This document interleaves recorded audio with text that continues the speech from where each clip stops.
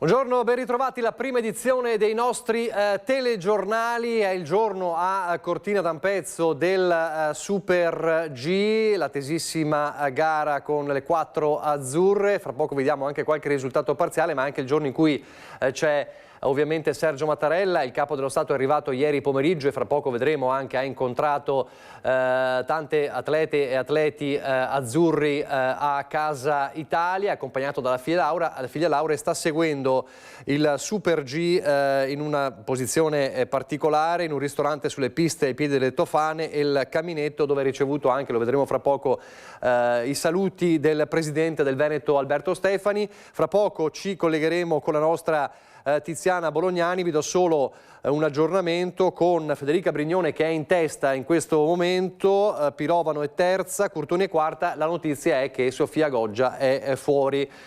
Quindi questi sono i primi risultati del Super G che è in corso. Molte le aspettative per la squadra azzurra, per le azzurre, e in questo momento Federica Brignone è in testa. Fra poco andremo da Tiziana Bolognani. Prima però la cronaca, perché parliamo di Baby Gang di Maranza, parliamo di un gruppo di giovanissimi che ha seminato in questo periodo il panico in città a Montebelluna, commettendo anche delle rapine. Sono stati raggiunti da un provvedimento della questura. Ci racconta tutto da Montebelluna Christian Arboit con Nicoletta Rizzetto. Buongiorno Christian.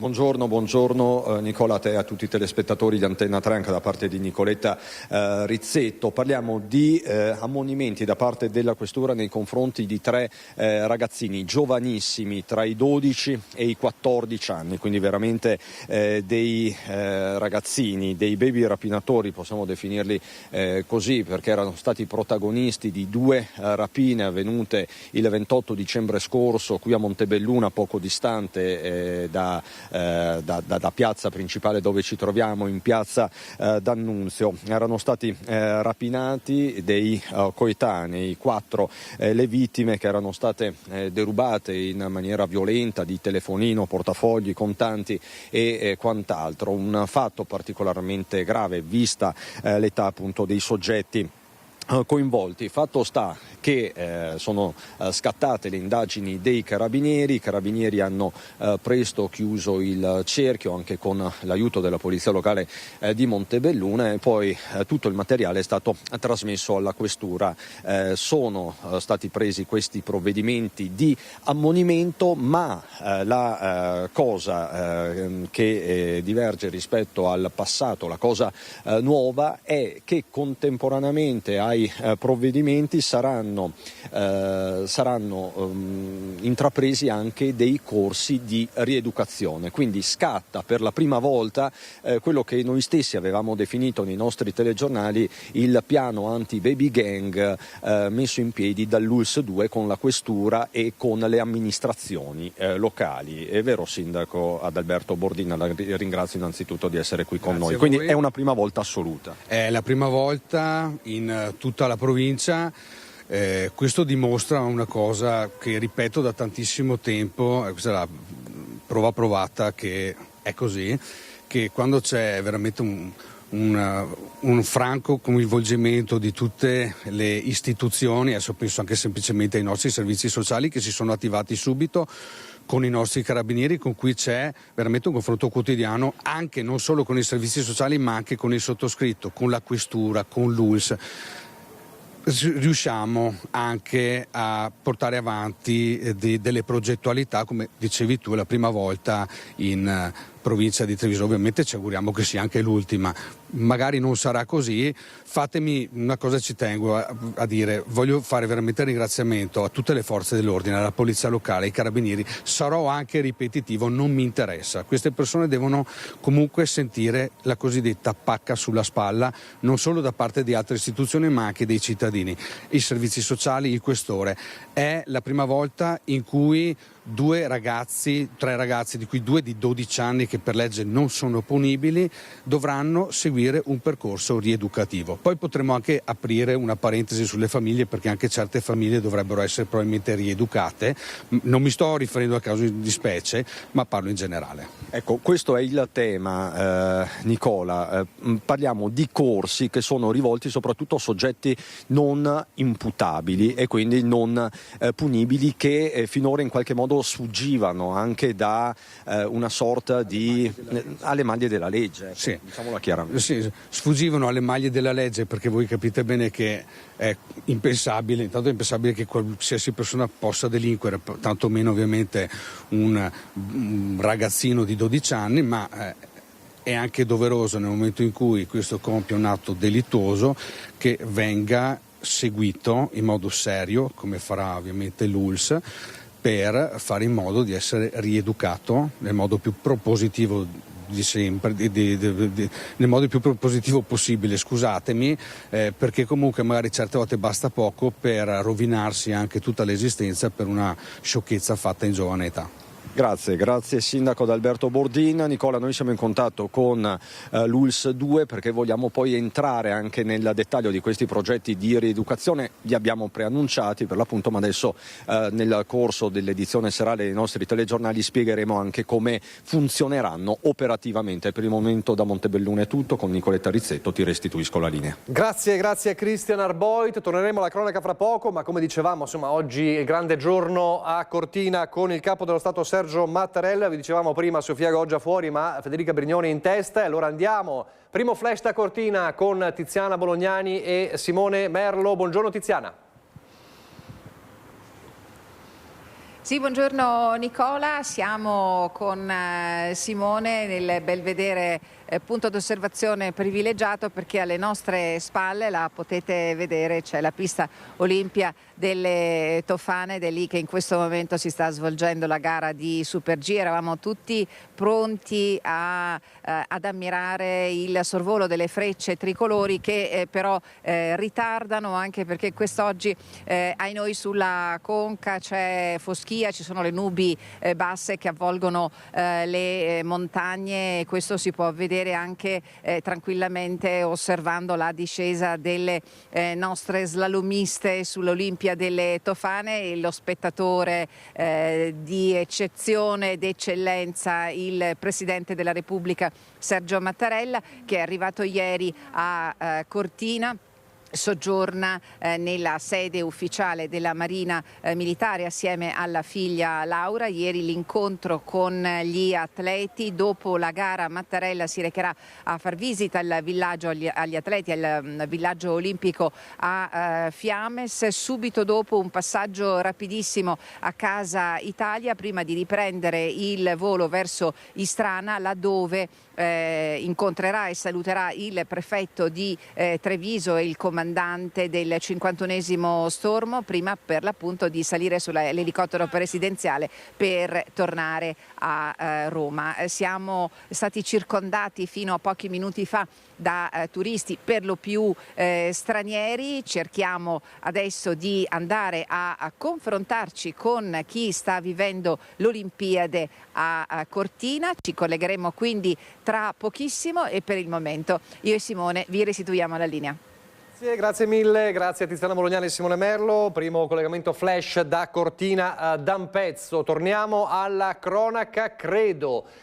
Chiedo conferma a Tonio Esposito e Alessandro Ganzeri in regia che dovremmo avere Marta Zatta da Padova. Marta Zatta ci parla di un'operazione che ha portato allo sgombero di un edificio occupato che era diventato una vera e propria discarica nella zona Stanga. Allora Marta Zatta da Padova insieme a Cristian Roque Allende. Buongiorno Marta.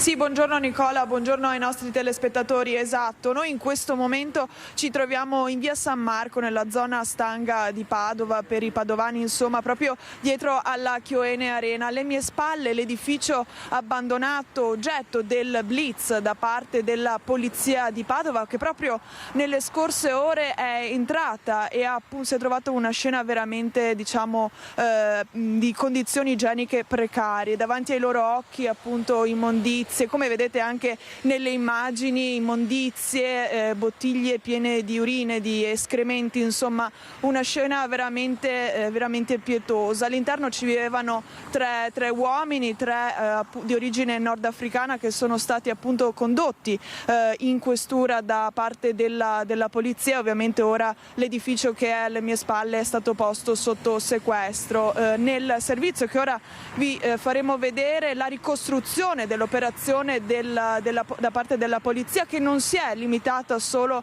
a questo edificio ma si è estesa anche alla zona Arcella di Padova. Ma vediamo tutta la ricostruzione dei fatti e poi la linea può ritornare allo studio.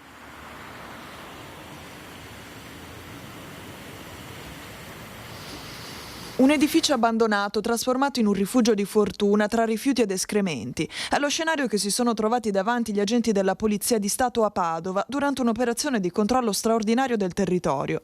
Su disposizione del questore Marco Dorisio, le pattuglie dell'Ufficio Prevenzione Generale e Soccorso Pubblico, insieme a personale della Questura e del Reparto Prevenzione Crimine Veneto, hanno effettuato diverse verifiche nelle zone Arcella e Stanga, aree caratterizzate dalla presenza di edifici dismessi e segnalate come possibili luoghi di bivacco. Determinante la segnalazione di un cittadino tramite l'applicazione YouPol. In via San Marco, nel quartiere Stanga, erano stati notati asciugamani stesi alle finestre di uno stabile in disuso. Sul posto gli agenti hanno riscontrato la recinzione forzata e un ampio foro nella parete, utilizzato come ingresso. All'interno dell'edificio, disposto su 2 piani, un'occupazione abusiva. Le stanze apparivano in condizioni igienico-sanitarie gravemente compromesse, tra giacigli di fortuna, indumenti sparsi, avanzi di cibo, bottiglie vuote o piene di urina, escrementi e rifiuti.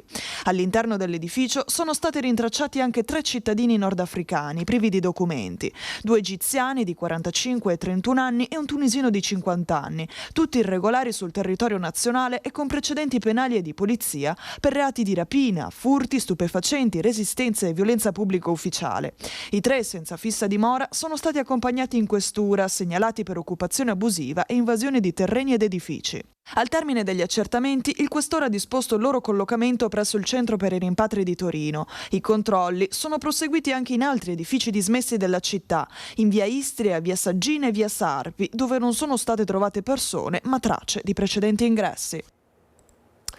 Questo dunque a Padova. Torniamo per un attimo a Cortina d'Ampezzo. Abbiamo visto poco fa il primo flash da Cortina con Tiziana Bolognani e Simone Merlo, in corso il Super G con il Presidente della Repubblica e la figlia Laura, tifosi speciali. E allora vediamo ieri l'arrivo del Capo dello Stato a Cortina, un momento nel quale ha incontrato Sofia Goggia, che lo dicevamo questa mattina è fuori purtroppo dal Super G, e poi anche il momento in cui ha telefonato ad Arianna Fontana, medaglia d'oro nello short track misto. Vediamo.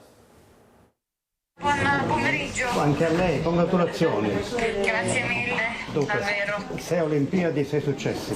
Ed è stata una gara, io l'ho vista dopo, non in diretta, ma è stata formidabile, complimenti.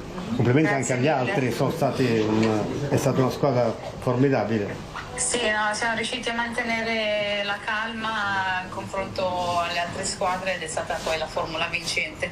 Sì, perché in quella formula, che per chi guarda da fuori in TV, sembra poco ordinata, perché è difficile capire per chi non se ne intende come si svolge.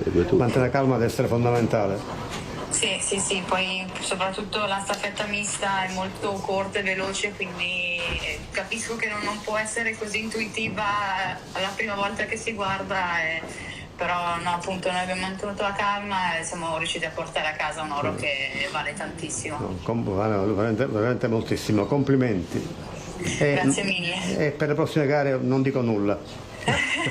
A presto, arrivederla. Grazie, complimenti. Buon pomeriggio, grazie anche ancora. a lei, grazie. Complimenti. Sì. Terza Olimpiade, terza medaglia. È andata bene, dai. E c'è ancora qualche giorno. Esatto. Come sta, Presidente?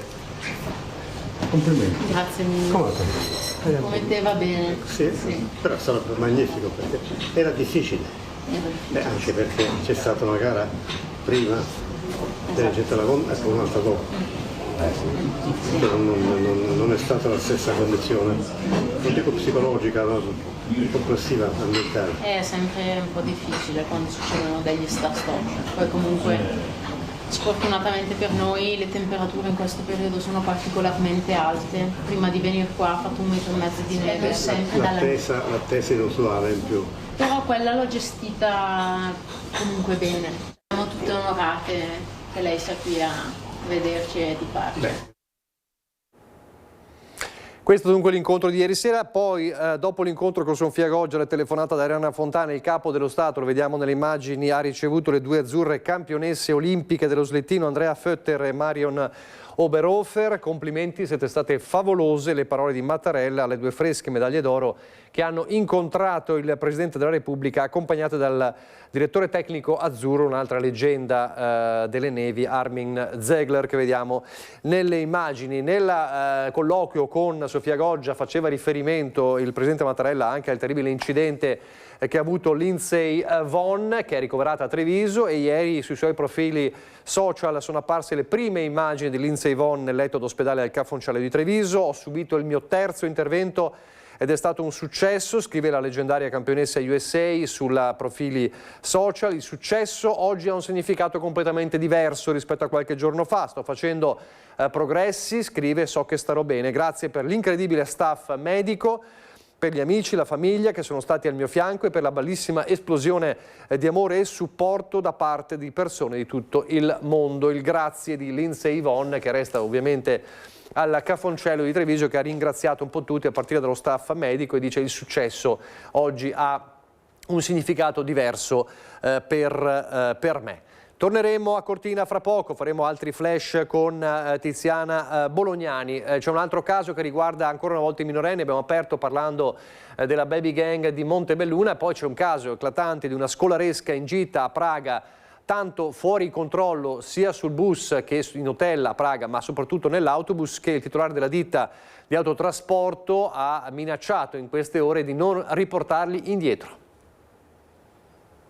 Se volete tornare a casa, dovete tornare a casa in modo civile, educato, ma non certo come avete fatto il viaggio finora. Quindi potrebbe anche essere che se non troviamo una soluzione, io chiamerò l'autista non appena sarà riposato, metterà in moto il pullman, verrà a casa da solo, perché in queste condizioni la nostra azienda non viaggia. È un vero e proprio ultimatum quello che Vito Battistuzzi, titolare dell'omonima ditta di trasporti di Conegliano, ha rivolto a una scolaresca padovana in gita in questi giorni a Praga, circa 70 studenti di quinta superiore. La situazione dentro e all'esterno del pullman è diventata infatti incandescente, con ragazzi che sembrano totalmente fuori controllo. A riferirlo allo stesso Battistuzzi è stato un prof accompagnatore, anche lui nella capitale della Repubblica Ceca. Alle 8:30 mi telefona un insegnante e mi dice: io sono un insegnante che è a bordo di un suo autobus in gita a Praga con il suo autista, e sa, questa notte i ragazzi hanno sfasciato un po' l'albergo, poi hanno fatto un casino tutta la notte, non ha dormito nessuno, tutta la notte in piedi, non te svegli, l'autista è stanco morto perché non ha mai dormito, aveva gli occhi fuori di testa,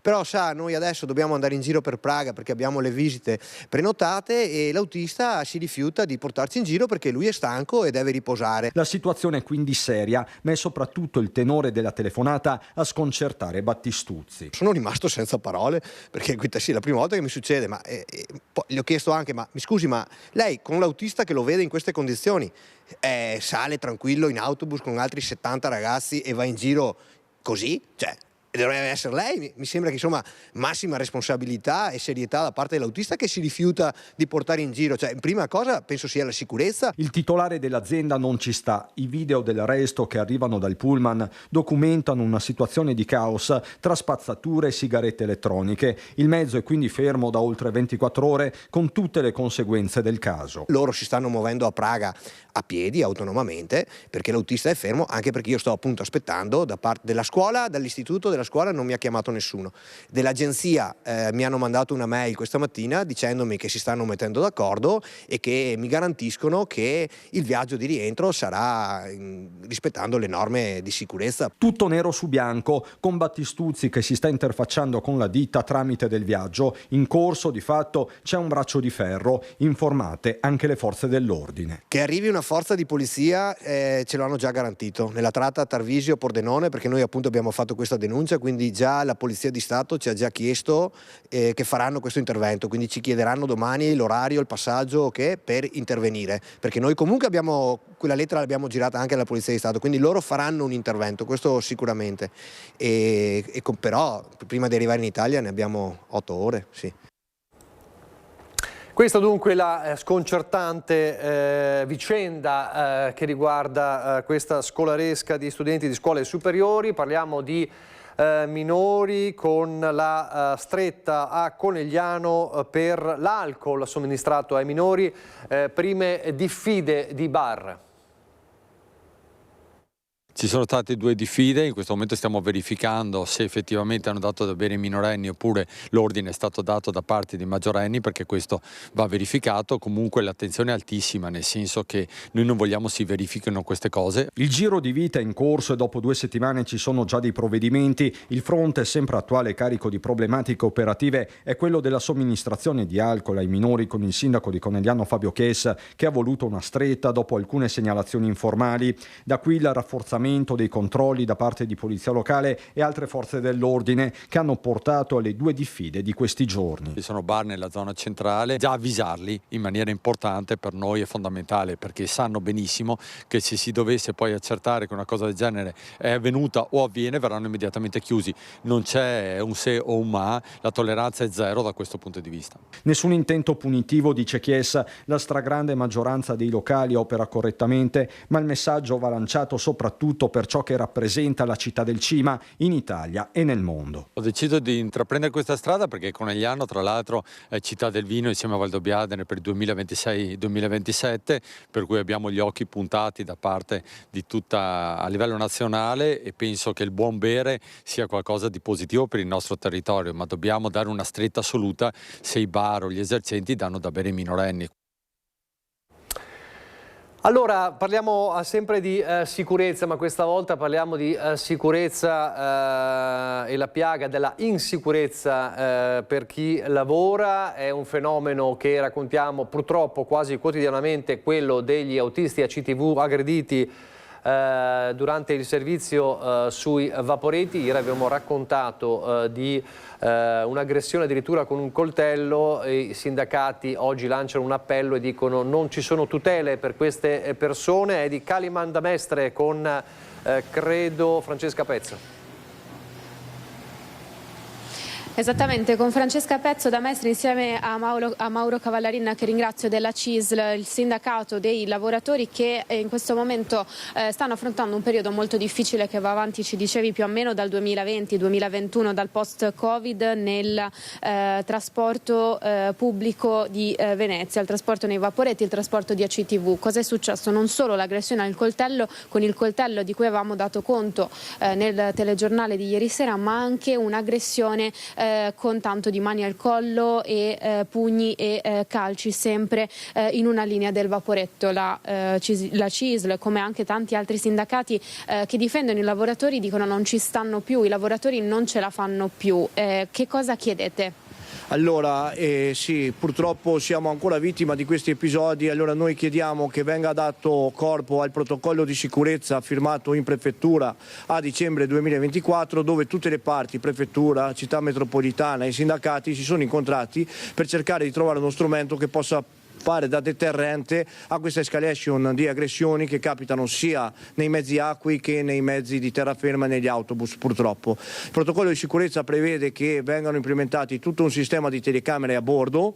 L'azienda si sta attivando, siamo un po' indietro, però insomma bisogna accelerare su questa cosa qui. Poi chiediamo anche che a tutti i dipendenti che purtroppo dovessero, loro malgrado, essere coinvolti in queste vicende, venga data anche un'assistenza post aggressione, sia per fare la denuncia e poi per seguirli successivamente, anche se comunque, come previsto dal protocollo sicurezza, l'azienda ha messo a disposizione dei lavoratori un'assicurazione per coprire le spese legali dovute ad un'aggressione. Bisogna poi comunque tutelare i lavoratori e noi saremo sempre al loro fianco, anche come CISL, per seguirli in tutte le fasi successive all'aggressione. Inoltre ci sono anche altri deterrenti da mettere in campo, come aumentare il numero di guardie giurate e anche magari pensare a degli strumenti di protezione individuale come le bodycam. Questo è previsto tutto da un protocollo che è già stato firmato e che ancora non è stato messo in atto. Sì, il protocollo è stato firmato a dicembre 2024 e non è ancora stato completato. Ci sono comunque iniziate le prime fasi, però va accelerato il tutto e bisogna anche vedere se è sufficiente o se bisogna implementarlo. Non basta, prima ci dicevi anche fuori microfono, che non basta la repressione, non basta il controllo, perché uno sbandato si trova sempre, solo che stanno sempre più aumentando questi episodi. Ci dicevi che non era così qualche anno fa. Beh, sicuramente qualche anno fa Venezia era, diciamo, un'isola felice. Purtroppo, come accade dappertutto, anche Venezia attualmente ha questi problemi. Chiaramente uno sbandato può capitare, però abbiamo purtroppo dal post-Covid anche passeggeri autoctoni, diciamo così, e che sono molto più aggressivi rispetto a prima, e le aggressioni stanno aumentando in maniera esponenziale e noi non possiamo far diventare la cosa come una cosa normale. Noi diciamo basta, diciamo che è ora di finirla, che tutti gli attori interessati, da prefettura, città metropolitana e sindacato, se c'è bisogno si ritrovino, facciano il punto della situazione e cerchiamo di trovare degli strumenti a tutela dei lavoratori, perché i lavoratori hanno il diritto di andare nel loro posto di lavoro e lavorare in serenità, non con il pensiero di non sapere se tornano a casa. Assolutamente, tutto questo in chiusura, Mauro, ti chiedo, quello che state anche facendo fatica è trovare dei lavoratori che possano sopperire a tutti i turni previsti dal trasporto pubblico? Sicuramente sì, specialmente per alcune figure professionali c'è una difficoltà di reperimento del mercato, per tutta una serie di motivi, che va dalla conciliazione col tempo lavoro e la vita privata, il famoso work-life balance, alle paghe che comunque sono insufficienti per vivere in una città come Venezia, o comunque sono al limite della sopravvivenza, ma purtroppo sono anche regolate da quello che è previsto dai contratti nazionali. Però bisogna fare qualcosa di più, perché Venezia merita di più e i lavoratori di Venezia meritano di essere trattati in modo da avere un posto di lavoro che li faccia lavorare in serenità. Questo è il sentimento che c'è, Nicola, dopo appunto l'ennesima aggressione ai lavoratori di ACTV e questo anche l'appello che viene fatto e mosso dai sindacati a tutela dei lavoratori. Se non hai domande, con Francesca Pezzo, ringraziando Mauro, a te la linea. Grazie Eddie Kaliman, grazie al tuo ospite, grazie a Francesca Pezzo. Prima di andare avanti, una notizia legata alle Olimpiadi. Però in questo caso sul fronte milanese, ma è una notizia di cronaca anche particolare, perché un latitante slovacco 44enne ricercato pensate da 16 anni è stato bloccato a Milano, dove era venuto per tifare la sua nazionale di hockey su ghiaccio impegnata nelle Olimpiadi invernali. L'uomo risultava colpito da un ordine di cattura emesso dal Tribunale di Bolzano nel 2010 per furto in esercizi commerciali. I carabinieri lo hanno rintracciato dopo un alert pervenuto da una struttura ricettiva in zona Baggio, siamo a Milano. Deve scontare 11 mesi e 7 giorni di reclusione per reati contro il patrimonio. È stato accompagnato poi presso la sua casa, la casa circondariale di San Vittore. Quindi il tifo e la passione per l'hockey su ghiaccio alle Olimpiadi ha tradito questo 44enne latitante, pensate, da 16 anni. A Verona adesso, dove sono 4 i poliziotti della questura rinviati a giudizio per il reato di tortura nell'ambito del procedimento sulle violenze negli uffici scaligeri. Lo ricorderete, è avvenuto nel corso del 2022, che ha visto in tutto 12 rinvii a giudizio, 3 condanne in abbreviato e una assoluzione. I 4 avrebbero cagionato acute sofferenze a 2 uomini che erano stati fermati in 2 episodi tra l'estate e l'autunno del 2022. Per entrambi è imputato un solo agente, per il secondo gli altri 3. Dunque una pesante richiesta di andare a processo per 4 poliziotti accusati di tortura, il reato di tortura. È un caso che aveva fatto scalpore a Verona e non solo. A proposito di maltrattamenti, in questo caso però ancora più scioccante, perché ci sono dei video che testimoniano, perché le vittime sono bambini piccolissimi dai 9 mesi ai 3 anni, bimbi dell'asilo nido, e siamo sempre a Verona, che appunto sono stati oggetto di pesanti maltrattamenti da parte di 5 maestre, secondo l'indagine dei carabinieri, che le ha incastrate con i video delle telecamere nascoste. Schiaffeggiati, pizzicati con violenza al volto e al corpo, minacciati. Non solo, ma i piccoli venivano legati alle seggioline all'ora dei pasti, alzati con forza dai vasini o dalle sedie, tirandoli per un braccio e poi trascinandoli.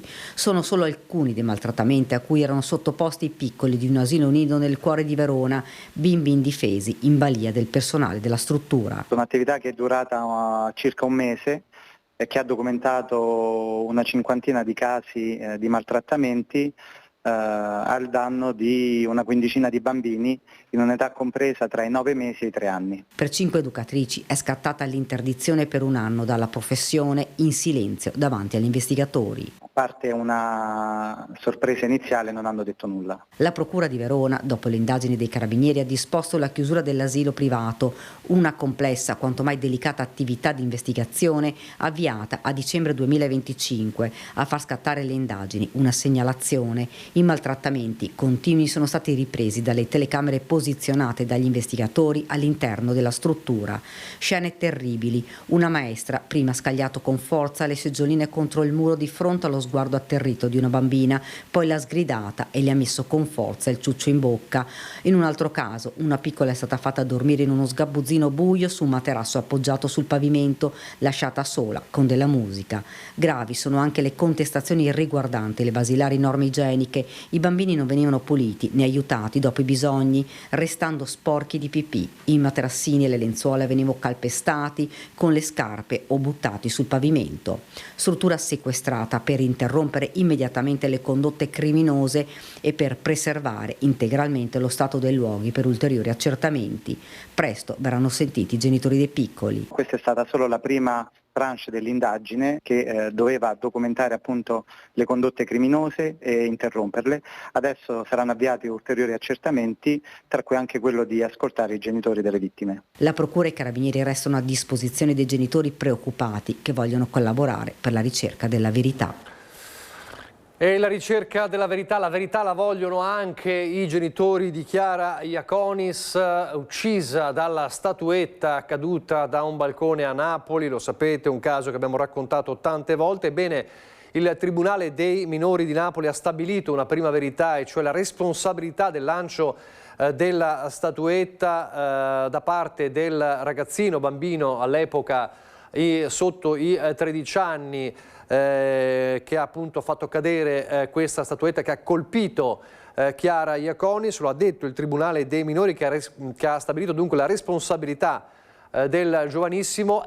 Non è ovviamente imputabile secondo la legge, anche se i genitori in questi giorni hanno negato ogni coinvolgimento e ogni responsabilità, ma c'è questo passo ulteriore. Lo abbiamo sentito direttamente dalle parole del papà di Chiara Iaconis, Gianfranco. È stata emessa dal Tribunale minorile di Napoli la sentenza in cui viene riconosciuto autore di quel gesto il figlio dei signori. Però, essendo all'epoca dei fatti sotto i 14 anni, sotto i 13, non è perseguibile per legge. Quindi la sentenza sancisce in maniera puntuale, ricostruendo puntualmente tutto quello che è avvenuto, l'autore del gesto proprio nel ragazzo. Però contestualmente dice che non è perseguibile, quindi si chiude così la sentenza. Una prima sentenza, quella del Tribunale dei minori di Napoli, riconosce e sancisce l'autore del lancio della statuetta che ha colpito e uccisa Chiara Iaconis. La notizia è stata comunicata nelle scorse ore al papà della trentenne padovana. A lanciare l'oggetto di Onice quella domenica di settembre, un bambino non imputabile per legge perché minore di 14 anni. Una sentenza che arriva 2 giorni dopo l'interrogatorio a Napoli dei genitori del bambino, sentiti dal pubblico ministero titolare dell'indagine. La coppia di professionisti napoletani, ritenuti responsabili di non aver vigilato sui propri figli, hanno negato qualsiasi responsabilità, raccontando invece di aver trascorso quella domenica in salotto a guardare la TV e senza mai perdere di vista i bambini, che a loro dire non sarebbero sarebbero mai usciti sul terrazzo. I genitori hanno portato anche una perizia balistica di parte per sostenere l'impossibilità che un oggetto lanciato o lasciato cadere dal proprio balcone possa essersi scheggiato e poi rimbalzato colpendo Chiara, causandole la morte. Aspetti che verranno chiariti nel processo ordinario. Intanto però il Tribunale dei minori ha emesso la sentenza. Per la famiglia Iaconis un primo passo verso la verità. Un riconoscimento dell'autore è un grosso passo avanti per noi, perché almeno un tribunale, non quello ordinario ma quello minorile, almeno una sentenza che mette un punto fermo sulla questione. Quello che ora la famiglia padovana vorrebbe è che venisse finalmente abbattuto il muro di omertà e che da parte dei genitori del bambino arrivassero delle scuse. Ribadiamo lo stesso concetto che abbiamo più volte rimarcato. I genitori, alla luce anche di questa sentenza, dovrebbero prendere atto di quanto hanno detto e fare un passo indietro, riconoscere la responsabilità che hanno quali genitori e come primo atto quello delle scuse e poi affrontare quello che la giustizia li chiamerà a fare. Ecco. Allora adesso ci fermiamo per una brevissima pausa pubblicitaria, ripartiremo dal Padovano con l'emergenza furti, a fra poco.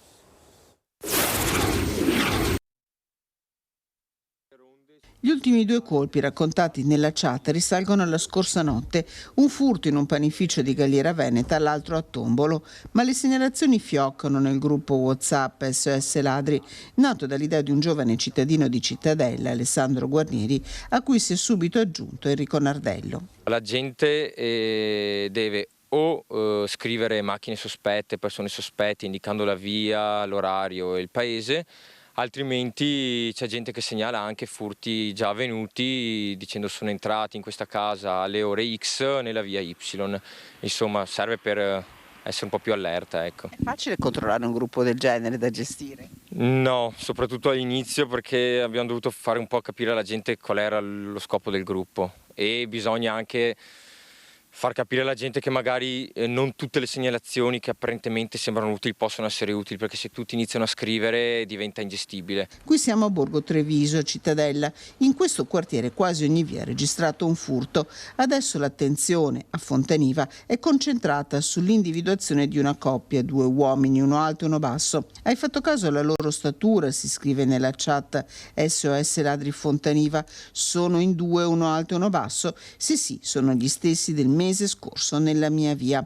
Raccolta di segnalazioni, una rete di solidarietà tra cittadini. Questo è l'obiettivo, precisano i 2 organizzatori. Noi organizziamo solo passeggiate al limite, ma non ronde. Cioè, questo non è un gruppo di Far West, è un gruppo solo di segnalazioni. Noi diciamo sempre, mi raccomando, non fate Far West praticamente, perché la comunità delle persone è la prima cosa. Cercate di chiamare le forze dell'ordine e basta, cioè è solo un gruppo di segnalazioni.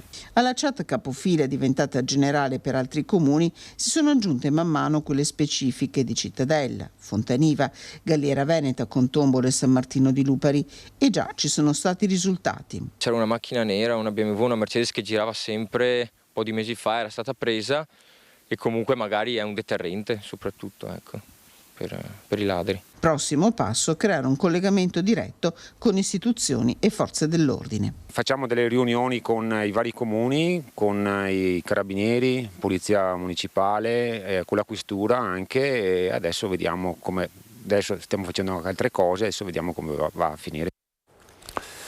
Tema sicurezza, e restiamo nel Padovano. Dopo 2 mesi di indagini, identificati i partecipanti a una rissa in strada avvenuta a Galliera Veneta lo scorso dicembre. Si tratta di 2 famiglie rivali che si erano scontrate per colpa di una relazione sentimentale non gradita. Sangue a terra e un bossolo. Sono partiti da qui i carabinieri di Tombolo per ricostruire quanto è accaduto lo scorso 3 dicembre a Galliera Veneta. Dopo 2 mesi di indagini, 7 persone sono state denunciate per rissa, lesioni personali e minacce. All'origine della violenza una storia d'amore contrastata. Tutto era iniziato dopo il ritrovamento in una strada del paese lo scorso dicembre di vistose chiazze di sangue e un bossolo, segni evidenti di un acceso scontro avvenuto poche ore prima. I carabinieri si erano concentrati su 2 fratelli che la notte precedente si erano presentati al pronto soccorso dell'ospedale di Cittadella feriti. I 2 avevano dichiarato di essere stati aggrediti in strada da sconosciuti. Una versione completamente falsa, visto che la vicenda era ben più complessa. Lo scontro infatti aveva visto coinvolte 2 fazioni contrapposte. Da un lato il primo gruppo composto da 4 persone, 2 giovani e i genitori, armati di spranghe, chiavi inglesi e una pistola a salve. Dall'altro 3 rivali, 2 erano proprio i fratelli feriti, armati a loro volta di spranghe. La rissa tra le 2 fazioni avverse sarebbe dovuta a tensioni legate ad una relazione fra membri dei 2 gruppi, un legame contrastato dalle famiglie rivali. Prima gli insulti e le minacce erano iniziati sui social, poi lo scontro è passato alle vie di fatto con il danneggiamento di un'auto a colpi di chiave inglese e poi la rissa. I carabinieri, grazie alle testimonianze, hanno identificato tutti i partecipanti alla violenta lite e sono state sequestrate tutte le armi utilizzate, inclusa la pistola a salve. Ancora da Padova, ancora la cronaca, un'operazione antidroga della Guardia di Finanza, questa davvero particolare perché parliamo di un pizzaiolo pusher.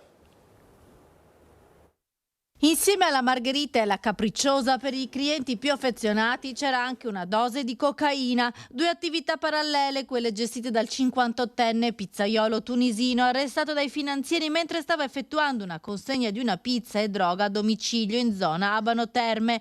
All'interno del locale, in via dei Colli a Brusegana, le fiamme gialle hanno ritrovato poi quasi 6 etti di sostanza stupefacente. Un'attività fiorente sia take away, un aspetto che ha insospettito i finanzieri che lo vedevano spostarsi e consegnare anche una sola pizza a 10 km di distanza, cosa poco comune per chi ha un'attività di consegna cibo a domicilio. Alcuni clienti invece ritiravano la pizza e la dose di cocaina direttamente del locale, un andirivieni costante che stava esasperando i residenti del quartiere di Brusegana a Padova. Quando i finanzieri lo hanno fermato, il 58enne tunisino ha tentato di darsi alla fuga, ma è stato bloccato ed identificato. In auto aveva 40 grammi di cocaina e denaro contante. Durante le perquisizioni in pizzeria, in una stanza, sono stati trovati altri 560 grammi di cocaina suddivisa in panetti. La Guardia di Finanza ha messo i sigilli al locale, intestato alla moglie del pusher, ma di fatto gestito unicamente dal 58enne, che ora è stato trasferito nella casa circondariale di Padova. Torniamo dalla Marca trevigiana, restano serie ma fortunatamente non è in pericolo di vita. Le condizioni della 42enne travolta da un camion ieri pomeriggio a Salgareda. La donna era uscita dalla casa di cura in cui si trovava ospite. Stava tentando di attraversare la strada la 42enne che nel primissimo pomeriggio è stata investita da un camion condotto da un uomo di 57 anni lungo via provinciale Ovest a Salgareda, un impatto violentissimo che ha sbalzato la donna per alcuni metri scaraventandola addosso a un'auto in sosta. Immediato l'allarme con la mobilitazione di forze dell'ordine sanitari del SUEM 118, l'arteria è tra le più trafficate dell'area collegando Salgareda a Ponte di Piave. Ho visto l'elicottero partire, cioè caricare la barella e ha preso quota e basta. Stando a una prima ricostruzione, la 42enne stava uscendo dalla comunità terapeutica dove era ospite a ridosso della strada. La stessa OLS2 con una nota a metà pomeriggio ha chiarito che i pazienti possono muoversi liberamente. Sul posto i carabinieri per le indagini, la polizia locale per dirigere il traffico. Quanto alla dinamica, nel tratto interessato dall'incidente non ci sono strisce pedonali. L'autista, la guida, ha dichiarato di essersela trovata improvvisamente davanti e di non aver potuto fare nulla per evitare lo scontro con la parte anteriore destra del mezzo. Sottoposto ad alcol test nell'immediato, l'uomo in evidente stato di shock è risultato negativo. Per la 42enne, ora al Cafoncello, la prognosi resta riservata. E ieri si è rischiata davvero la tragedia su 2 fronti a Mogliano Veneto. Parliamo di una gru che si è rovesciata mentre stava effettuando operazioni di potatura lungo il terraglio a Mogliano Veneto. Come dicevamo, si è rovesciata su un fossato. Fortunatamente l'operaio che si trovava alla guida del mezzo è rimasto ferito solo lievemente, ma certo si è sfiorata anche un'altra tragedia sulla strada se la gru si fosse ribaltata dal lato della carreggiata con un'arteria molto trafficata come quella del Terraglio. Il risultato comunque alla fine è stato un blocco dell'arteria perché è stata chiusa per permettere la rimozione del mezzo, e questo ha provocato anche diversi disagi al traffico. Vediamo. Si è corso un grave rischio nel primo pomeriggio a Mogliano. Un mezzo impiegato nel taglio di una quindicina di platani malati lungo il Terraglio si è ribaltato su un fianco, sbilanciato dal peso del grosso tronco che stava cercando di sollevare. Forse è un successo, un malposizionamento dei piedi di sostegno, è caduto, si è ribaltato. Fortunatamente non ci sono dei feriti, se non una persona in maniera molto molto lieve, perché se cadeva vicino a coloro che erano gli operatori che davano una mano all'esecuzione di questi tagli, oppure anche all'autista stesso del camion che si è ribaltato, poteva succedere una tragedia. Sulla traiettoria del mezzo non si trovava dunque nessuno e lo stesso manovratore se l'è cavata con qualche escoriazione, tanto da rifiutare anche il trasporto al pronto soccorso. È probabile che uno degli appoggi che sosteneva il peso del braccio meccanico fosse troppo vicino al ciglio stradale. Il terreno, zuppo per la pioggia, ha ceduto sbilanciando il mezzo e facendolo cadere sul lato del fossato. Per rimuovere albero e macchinario è stato necessario chiudere il Terraglio tra le 14 e le 16 nel tratto tra Pontedese e via Ronzinella. Dopo aver avvisato tutte gli autobus, le forze dell'ordine e anche di emergenza. Sul posto, insieme al vice sindaco Muraro, polizia locale e protezione civile. Malgrado questo, sono state pesanti le conseguenze sul traffico, deviato sulla viabilità secondaria. Dalle 16 sul Terraglio è ripresa la circolazione a senso unico alternato, un'ora più tardi la riapertura completa delle 2 carreggiate. Allora parliamo delle indagini della magistratura milanese su Glovo, che hanno messo in luce lo sfruttamento dei rider, una condizione denunciata da tempo dal sindacato CGIL di Padova, che chiede paghe eque che includono anche i tempi di attesa. Paghe che rasentano quelle tipiche del caporalato, ritmi estenuanti affidati ad un algoritmo. L'inchiesta della Procura di Milano ha fatto emergere la situazione in cui versano i rider della piattaforma Glovo, una battaglia anche del sindacato Nidil CGIL di Padova, che sta portando avanti da anni per il riconoscimento di tutti i diritti del lavoro subordinato. I giudici hanno detto che Glovo ha degli stipendi da fame e che rasenta il caporalato. Questa posizione è quella di Nidil nazionale ormai da alcuni anni. Avevamo fatto delle richieste esattamente nello stesso linea dei giudici e ci erano state rifiutate totalmente.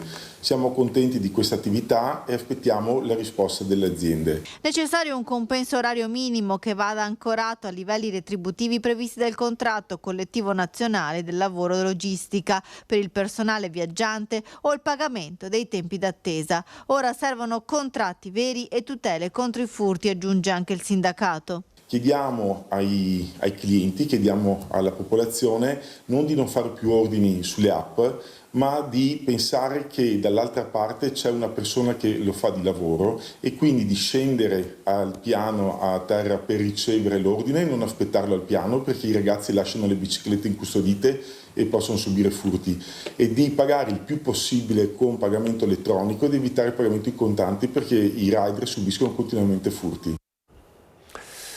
Cambiamo argomento, parliamo di Beatrice Venezzi. Ieri la prima volta in città dalla sua nomina a direttrice musicale della Fenice. Beatrice Venezzi ha tenuto una lectio magistralis sul va pensiero di Giuseppe Verdi nel carcere femminile della Giudecca. Lo abbiamo visto anche ieri, ha evitato di rispondere sulle polemiche, sulle contestazioni alla Fenice, ma nel suo discorso alle detenute un messaggio probabilmente alla Fenice, ai lavoratori della Fenice è arrivato. Sentite. Il messaggio profondo dell'opera è per la comunità. Il singolo conta solo perché fa parte di un tutto. La nostra voce ha senso solo quando dialoga con le altre.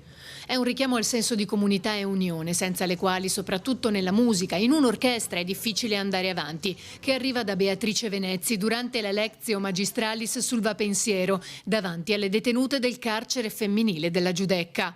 Al termine dell'incontro Venezzi, nel suo primo appuntamento in città dopo la nomina a direttrice della Fenice, da mesi al centro di polemiche e proteste da parte degli orchestrali, ha lasciato la casa circondariale scortata dagli agenti della polizia penitenziaria, con un cappello calato sul volto, senza rilasciare alcuna dichiarazione. Ma quel richiamo al senso di comunità potrebbe anche essere destinato proprio a chi in città non la vuole. Potrebbe essere un monito ad avere un attimo di orientamento e di responsabilità nel comprendere che siamo tutti parte di una grande comunità, perciò come nell'orchestra, come nel coro, si va avanti se si segue un ordine, se si rispettano delle regole, dei ruoli, se si rispetta un'istituzione. È il teatro di tutta la comunità, non è soltanto dei dipendenti che prendono i soldi dalla Fenice, è giusto anche di quelli che pagano, sono i cittadini, il teatro di tutti, ci mancherebbe altro. È anche di quelli che suonano e che cantano, ma è anche di quelli che ascoltano. Si chiamano i clienti teoricamente. È che dobbiamo catturare gli altri e soprattutto giovani, insisto sui giovani. Anche per questo il primo cittadino, presente alla Lectio della Venezia insieme al sottosegretario al Ministero della Cultura Mazzi, al presidente della Biennale Buttafuoco e alla direttrice del carcere Campobasso, ha ribadito la sua fiducia nella nomina dopo aver annunciato che l'acconto del welfare sarà dato a metà febbraio. Qui nessuno dice che è tutto perfetto, però una città come questa deve avere il coraggio di sperimentare. Io l'ho conosciuta, ripeto, personalmente dopo che è stata nominata e ho avuto veramente un'ottima percezione della persona. È una persona giovane, una donna, sì, e anche questo è un tema. Allora io penso che ci voglia coraggio, aprirsi alla città vuol dire questo, e la città è una città che sperimenta, proviamo, ascoltiamola, parliamoci, conosciamola, magari conosciamola personalmente intanto, perché sono state dette delle cose che secondo me non sono corrette. Tu non hai gli elementi per dire non è adeguata, non l'hai neanche mai provato, non l'hai neanche mai sentita, poi allora si casca sul metodo. Per Brugnaro si tratta di una strumentalizzazione politica che poco ha a che fare con le capacità professionali di Venezzi. Credo che all'interno ci sia anche un po' di strumentalizzazione, si va alle elezioni comunali, dico, vuol dire che sta roba la risolveremo dopo le elezioni comunali, vorrei essere sicuro che qualcuno ci dica che non sarà candidato nelle liste, se no, se deve dirlo lo dica con trasparenza, così anche gli altri sanno che magari un po' di strumentalizzazione, lo so che a pensare male si fa peccato, però qualche volta ci si va vicino, vedremo. Così Luigi Brugnaro, rivedremo fra poco poi anche il suo intervento a Ring. Parliamo però sempre di comuni, in questo caso i piccoli comuni veneti, piccoli per il numero di abitanti, parliamo dei comuni sotto i 5.000 abitanti che si sono incontrati nel Vicentino questa mattina a Grumolo delle Abbadesse, gli stati generali dei piccoli comuni, per fare il punto su come affrontare le carenze soprattutto di personale ma anche di risorse e sui vantaggi della forma associata, insomma le fusioni che sono ritornate un po' di moda. Sentiamo Carlo Inghilleri.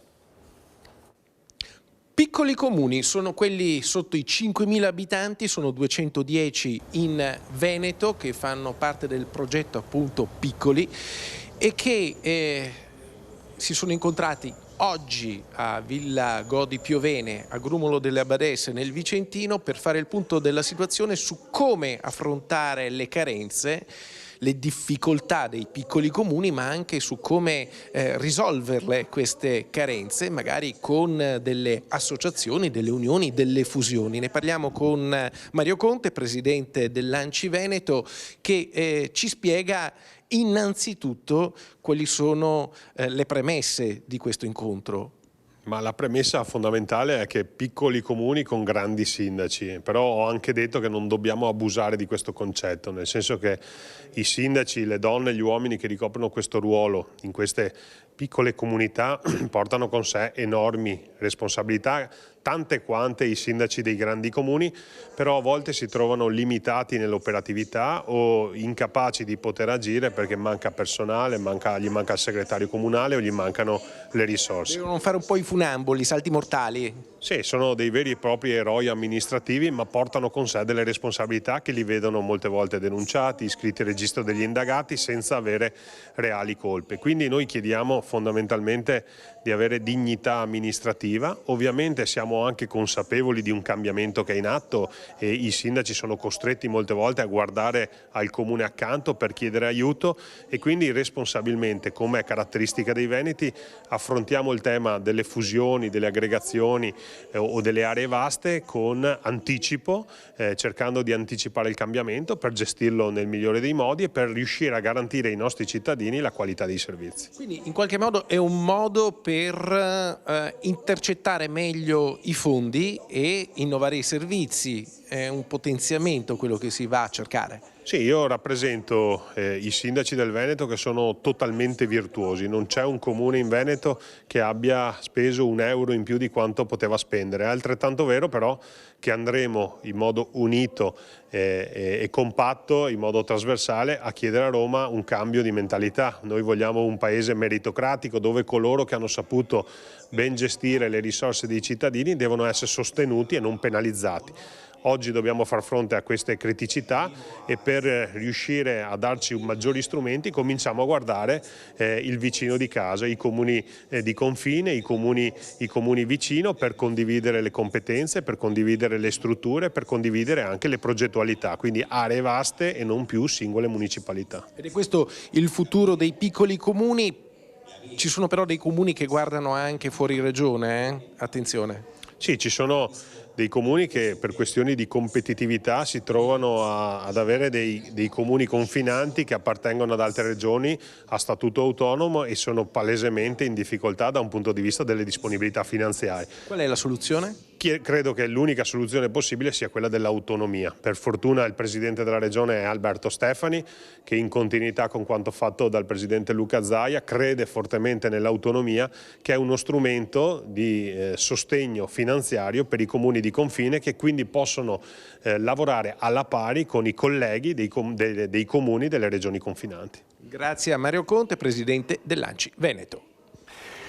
Grazie allora a Carlo Inghilleri, grazie anche al sindaco Mario Conte. Vi faccio vedere due immagini prima di andare in pubblicità e poi apriamo la pagina politica, poi torneremo alla fine della prima edizione da Tiziana Bolognani a Cortina. Vi faccio vedere le immagini dal sito del Quirinale, immagini ufficiali del Presidente della Repubblica Sergio Mattarella, che appunto questa mattina è andato ad assistere insieme alla figlia Laura, che vediamo insieme al Presidente del CONI, c'è il Presidente della provincia di Belluno Padrin, Bonfiglio, il Presidente del CONI, ovviamente il Presidente di Fondazione Milano Cortina Giovanni Malagò, insomma l'arrivo del Presidente che ha assistito alle prime gare del Super G, anche con la delusione un po' di Sofia Goggia che è fuori, ma Federica Brignoni è in testa, qui con Zaia, insomma l'arrivo con la figlia Laura al fianco e con il giubbotto ufficiale delle Olimpiadi della squadra olimpica. Questo dunque il capo dello Stato. Abbiamo intervistato anche, se non sbaglio, Matteo Salvini, eccolo qua, che appunto si è posizionato poi per vedere le gare in tranquillità. Insomma, un tifoso eccellente oggi a Cortina con le gare del Super G. Allora, pubblicità velocissimamente, poi ripartiamo con la politica.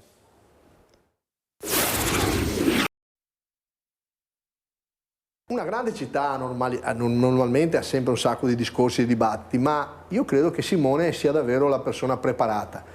Siccome credo anche, non sono io, è lui che deve fare gli accordi, è lui che deve fare la sua strada, è lui che adesso deve volare con le sue ali e volerà con le sue ali, sarà il centrodestra tutto insieme, la proposta è stata fatta, non c'è nessun dubbio, sarà il centrodestra nel suo insieme a dire cosa pensa di fare. Sarà l'intera coalizione di centrodestra a decidere il prossimo candidato sindaco a Venezia, ma nella lunga intervista concessa a Ring a Ferdinando Averino, Luigi Brugnaro non nasconde che la sua preferenza va da Simone Venturini, assessore uscente ai servizi sociali, alla casa e al turismo, col quale ha condiviso a stretto contatto gli 11 anni di amministrazione della città.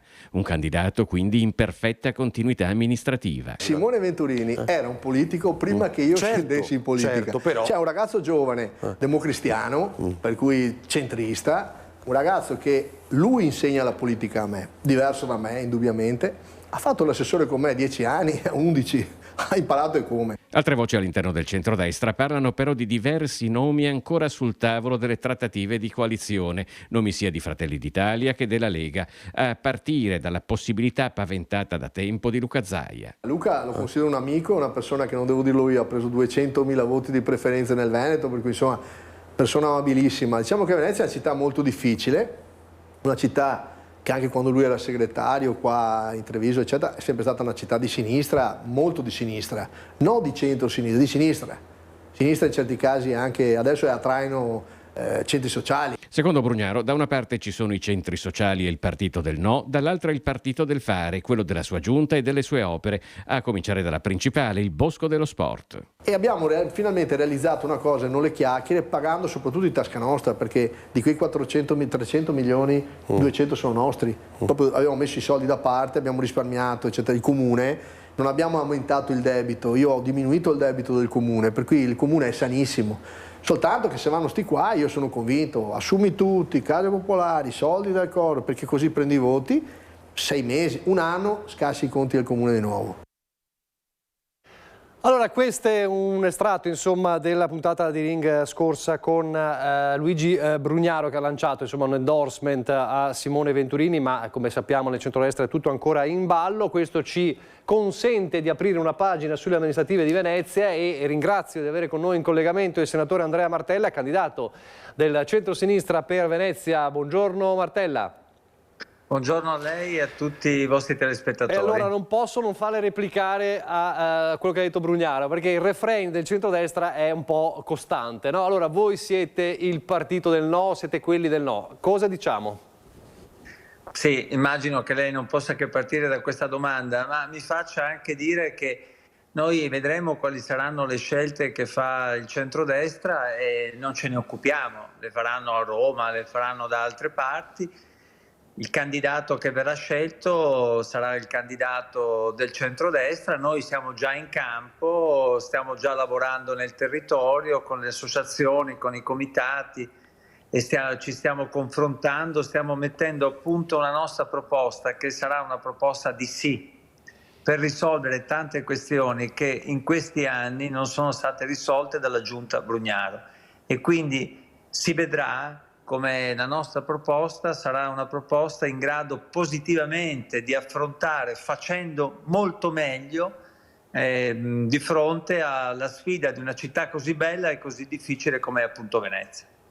Ecco, parlavo del refrain, no, di questo ritornello, è perché non ci sono altre armi contro di voi? Cioè il continuare a dire sono quelli che scasseranno il bilancio, lo ha detto anche penso all'ultimo consiglio comunale, uno degli ultimi consigli comunali, andate a votare altrimenti se tornano questi il bilancio va in negativo. Perché dice questo Brugnaro? Ma è un'arma spuntata, è un tema di propaganda elettorale e io ricordo che sono quello che ha determinato la possibilità che a Venezia si facesse la zona logistica semplificata per attrarre le imprese. Sono quello che ha fatto costituire l'autorità per la laguna quando ero al governo, e cioè quell'ente che deve governare la laguna di Venezia che è unica, è tutto il patrimonio storico e artistico della nostra città. E poi sono quello che ha proposto che Venezia possa avere uno statuto speciale di rango costituzionale. Mi pare che questi sono proposte concrete, mentre devo dire che qui si gioca tutto sulla continuità. Non so chi sarà il candidato, ma il candidato di cui ha parlato Brugnaro significa Brugnaro. Ecco, non penso che i cittadini saranno contenti di una scelta di questo genere. Ecco, una continuità. Che continuità è? 11 anni di giunta centrodestra, cosa hanno lasciato a Venezia?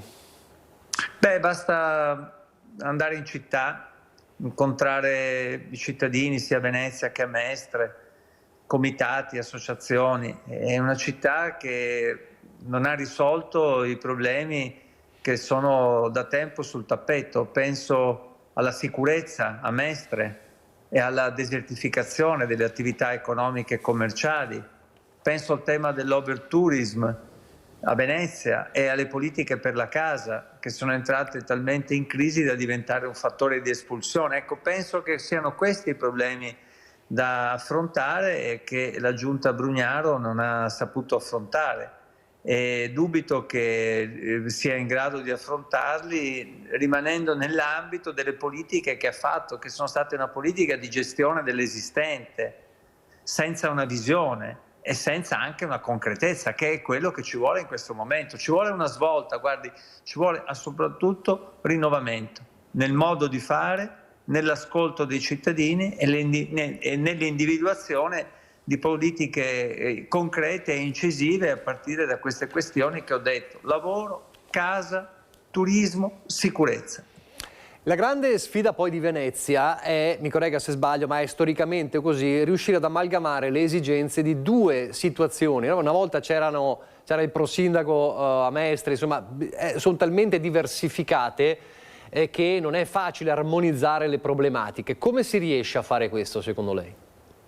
Ma io penso che Venezia debba avere una visione unitaria, e però bisogna avere la consapevolezza che siamo di fronte a una città che è diversa e che ha bisogno anche di politiche diversificate.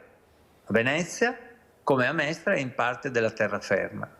Io credo che andrà dato nuovamente potere alle municipalità, che nel corso di questi anni sono state azzerate e che invece possono avere strumenti, funzioni e poteri per avvicinare di più i cittadini nelle scelte e nella risoluzione dei problemi. E penso che, per esempio, lei lo ha citato, avere una figura come il prosindaco di Mestre o la prosindaca potrà essere qualcosa di molto importante per fare in modo che questo tipo di attenzione amministrativa alla terraferma si possa concretizzare. Quindi potrebbe essere un'idea quello di riproporre la figura del prosindaco o della prosindaca? Beh sì, è una nostra idea e nel nostro programma sarà una scelta che sicuramente faremo. E poi ecco, importante sottolineare questa cosa che diceva, cioè di potenziare le municipalità, che sono poi le sentinelle del territorio e arrivano laddove magari il sindaco nella gestione complessa di Venezia non arriva, e questo è importante.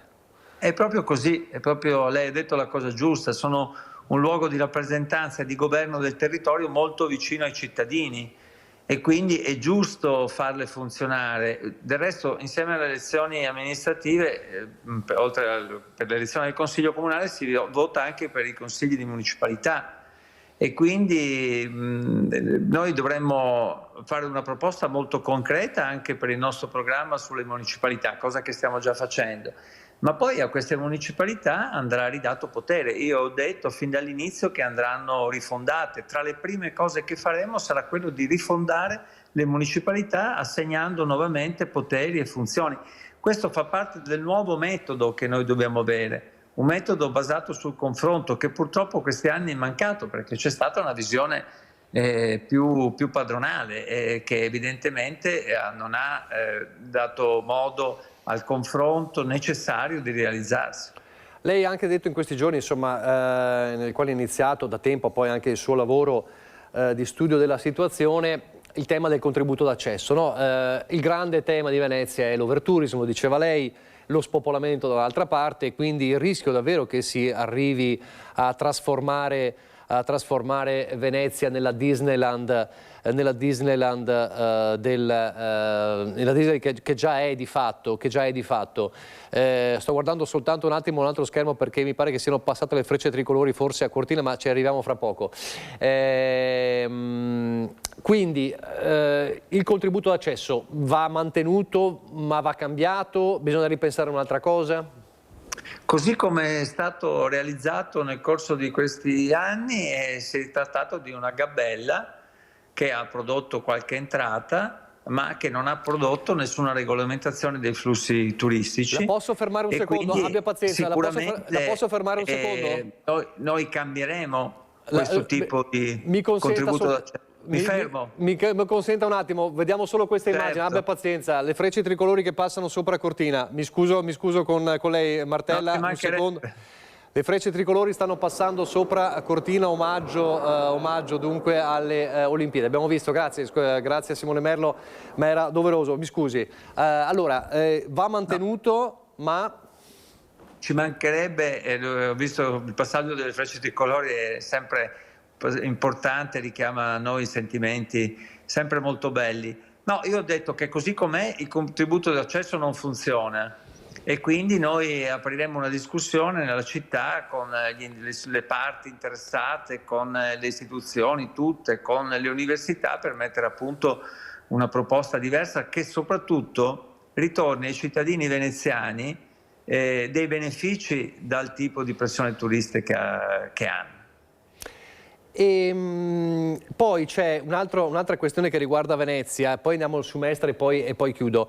Venezia ha un altro fronte che è quello dello spopolamento, ma sono strettamente legati, no? È un tema che riguarda solo la casa, c'è possibilità di incentivare, come si può incentivare la gente a restare a Venezia se poi molti si spostano a Mestre perché magari i servizi o il lavoro è quello, costa troppo, allora magari lavoro a Venezia ma abito nell'Interland. Lo dicevamo prima, Venezia non può essere una città solamente dominata dalla monocultura turistica, è necessario diversificare e determinare il fatto che ci possono essere anche nuove economie e quindi opportunità di lavoro. Penso fondamentalmente a tutto ciò che è legato alla cultura, alle università, alla conoscenza, all'innovazione, cioè attività che possono essere attratte a Venezia e che si possono sicuramente realizzare. Accanto a questo, quindi una nuova economia e opportunità di lavoro a cominciare dai più giovani, dagli studenti, da quelli che si formano a Venezia e anche alle università, è necessaria una politica per la casa, perché se tu non hai una casa difficilmente puoi rimanere in un posto, difficilmente puoi rimanere a Venezia, quindi dobbiamo incentivare le persone a restare oppure a tornare e quindi bisogna fare una grande politica per la casa. Noi lanceremo un patto per l'abitare che possa determinare di bloccare lo spopolamento e di fare in modo che a Venezia nei prossimi anni si recuperino residenti, si recuperino funzioni e non sia appunto quella cartolina che noi non vogliamo sia che lei ha detto c'è il rischio si possa realizzare. Ultima cosa, l'ha detto già, il tema grande di Mestre è quello della sicurezza. Noi abbiamo visto nel corso degli anni tante operazioni delle forze dell'ordine ovviamente che sono fondamentali, ma il rischio è quello appunto che siano interventi spot che servono nell'immediato e poi non hanno una continuità. Allora la sicurezza a Mestre soprattutto peraltro perché poi la narrazione, no? Sembra che Mestre sia una città in balia, in realtà è una bellissima città Mestre, ha dei punti che sono effettivamente in difficoltà, ma sono sempre gli stessi peraltro. Ci sono tante operazioni di polizia, ma la polizia arriva fino a un certo punto. Cosa bisogna fare in quei punti? Chiaramente parlo del quadrante di Via Piave. Condivido questa sua idea, vivo a Mestre, quindi la conosco e penso che abbia anche grandi potenzialità.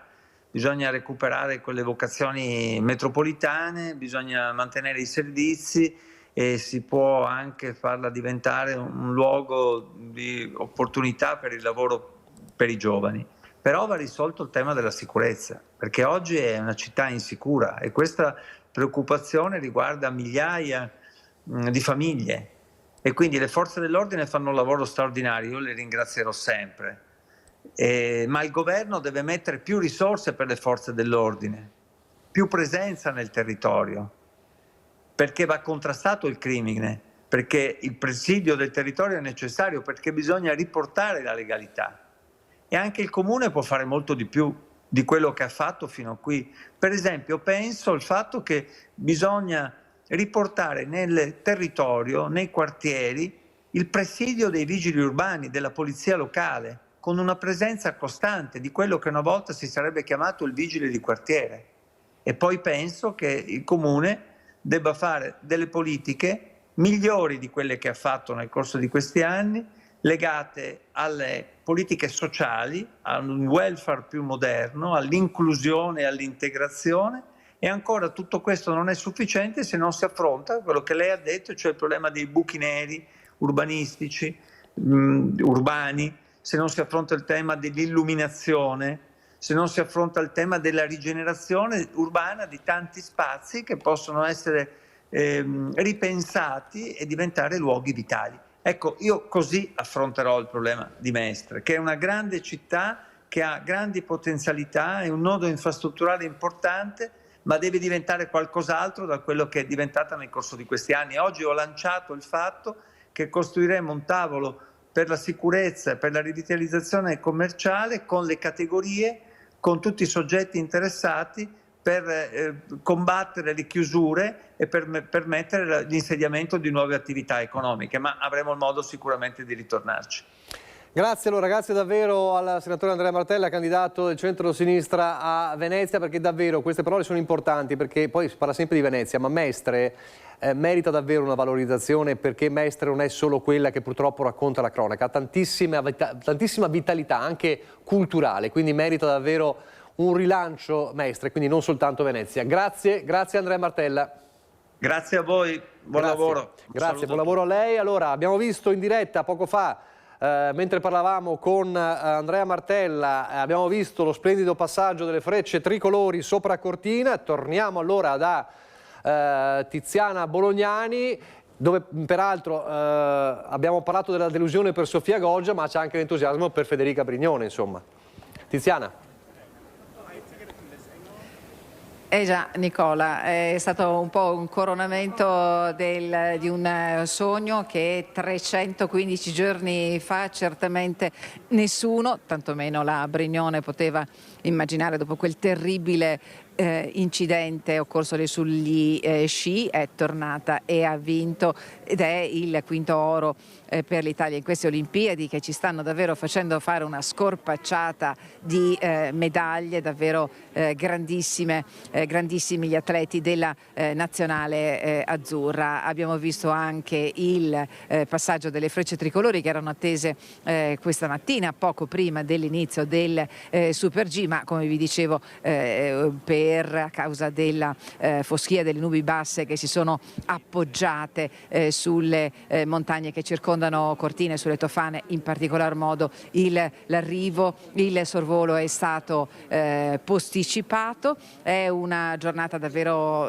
ricchissima qui a Cortina, ricca anche di incontri, di eventi, e naturalmente l'evento principale è rappresentato dalla presenza, dalla visita del Capo dello Stato Sergio Mattarella, che è qui a Cortina con la figlia. Adesso al termine della gara del Super G Mattarella sarà a pranzo con gli atleti al Villaggio Olimpico di Fiammes, poi ci sarà un rapidissimo passaggio qui a Casa Italia, che si trova veramente a poche decine di metri dal centro di Cortina, da Piazza di Bona, dove alle nostre spalle vedete c'è il braciere olimpico, che è meta naturalmente di tutti i turisti che stanno affollando davvero la cittadina host olimpica, la stanno affrontando, dobbiamo dire, anche con grande ordine. Sentivo poco fa il senatore Martella parlare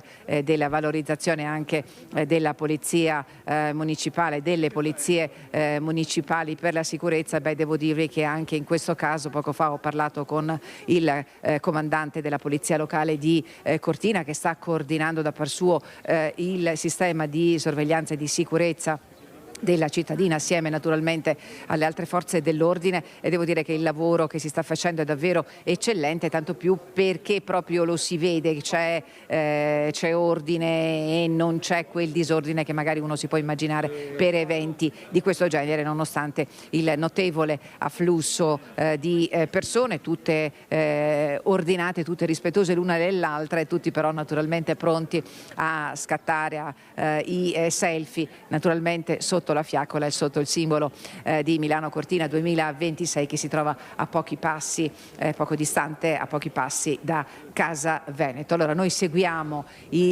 la visita del Presidente Mattarella. Vi ricordo che poi anche alle 2:30 al Codivilla di Cortina, al Policlinico Olimpico, ci sarà la visita del Presidente della Regione Alberto Stefani, e poi tutti i dettagli naturalmente nel corso dei nostri telegiornali questa sera con Simone Merlo. Vi salutiamo da Cortina, a voi. Grazie a Tiziana Bolognani. Noi proseguiamo con il telegiornale, sono gli ultimi minuti, ma c'è da tornare un po' a parlare di giovani e di social. Ebbene, come possono difendersi i giovani dai pericoli di internet e dei social network? A Treviso ieri gli elaborati degli studenti dell'Irigem di Rosà hanno vinto il concorso di idee della Regione Veneto per un uso responsabile del web, un progetto che si chiama Parole in Rete. L'ente di formazione Irigem di Rosà ha vinto la prima edizione del concorso di idee per un uso consapevole della rete internet e dei social media indetto dalla Regione Veneto. Gli studenti dell'Irigem si sono classificati primi nella categoria scuole secondarie di secondo grado e scuole di formazione professionale, preparando una serie di elaborati su come vivere il mondo digitale in modo responsabile e consapevole. Un tema ampio e molto sentito dai ragazzi, sviluppato a 360 gradi, affrontando questioni cruciali come il cyberbullismo o la dipendenza tecnologica. Prima abbiamo fatto dei manifesti, poi dei libretti per le scuole, comunque da dare in giro ai più piccoli o comunque ai nostri coetanei, e poi dei giochi multimediali e dei giochi in scatola. Io ho fatto con una mia compagna di classe, abbiamo realizzato un video dove va a far vedere, diciamo, magari la persona ferita dalle parole, come può succedere spesso alle ragazze. L'intero progetto si basa sul principio ogni lettera conta, il web lo costruiamo noi, vale a dire un'assunzione di responsabilità in prima persona. Noi non siamo solo utenti di internet e il messaggio, ne siamo anche costruttori. Siamo partiti proprio dall'analisi con i ragazzi dei social e del telefonino come strumento, e poi lo abbiamo trasformato in un contenitore, quindi in un contenitore fatte delle loro parole, dei loro foto, e da lì abbiamo creato il progetto. Tutto il progetto è imperniato su questa,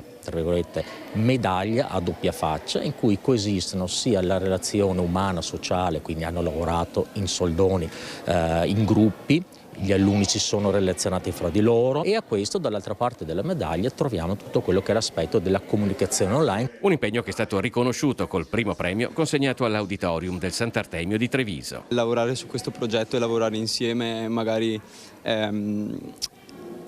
può riavvicinare anche su questo tema appunto l'interesse della classe e degli studenti.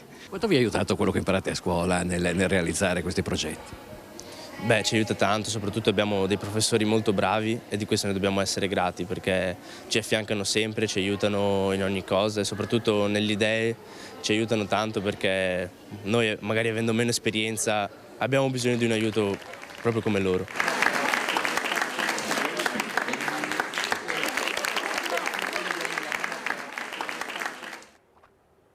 Allora, in chiusura parliamo del carnevale, ma in linea con quanto abbiamo detto prima con il candidato Andrea Martella, non c'è solo il carnevale di Venezia, c'è anche il carnevale in terraferma, è un carnevale diffuso, guardate. Ragazzi, cittadini, amici.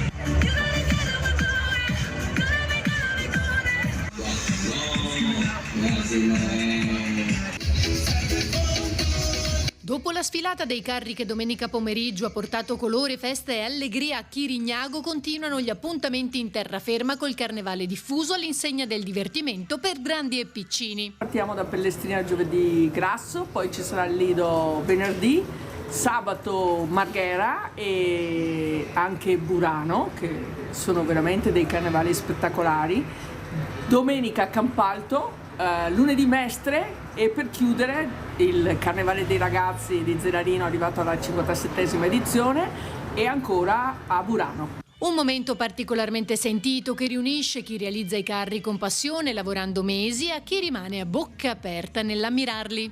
I carri sono anche un sistema perché le associazioni possano fare volontariato, normalmente sono anche frutto di lavoro di associazioni che lavorano per le parrocchie, quindi è un sistema anche sociale, che ha una ricaduta sociale.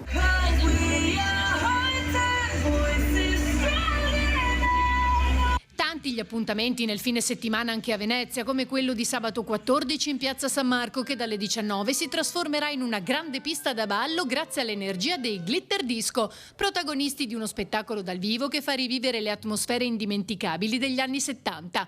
Non solo musica, ma anche costumi in perfetto stile con un forte impatto scenico.